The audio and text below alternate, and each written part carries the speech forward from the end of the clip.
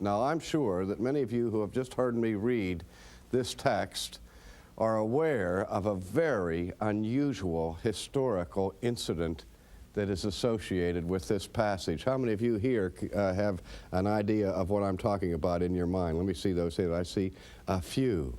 Back centuries ago, there was a young man who was very brilliant and very wild, whose mother was a Christian, and whose mother prayed for him daily, hoping that this young man would see the error of his ways and so on.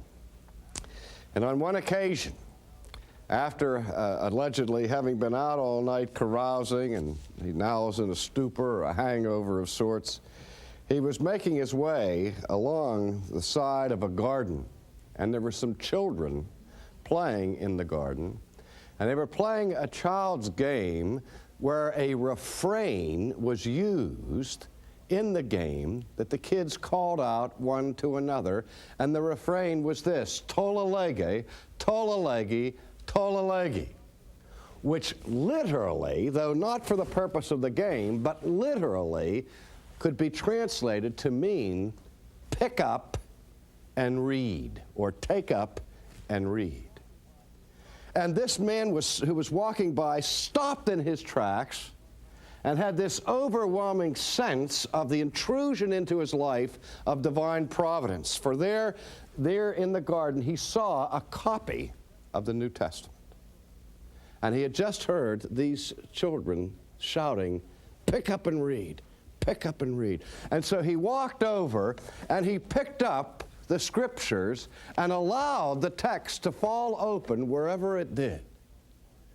And when it did, his eyes fell upon these words: not in rioting and drunkenness, not in chambering and wantonness, not in strife and envying, but put on the Lord Jesus Christ and make no provision for the flesh to fulfill the lusts thereof.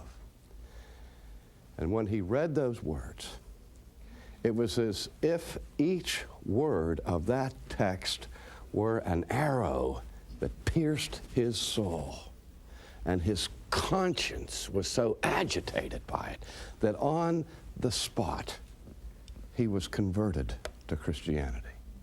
His name, as I'm sure you recognize by now, was Aurelius Augustin, later the Bishop of Hippo, and considered by virtually every historian to be the greatest theologian in the first 1,000 years of the Christian church.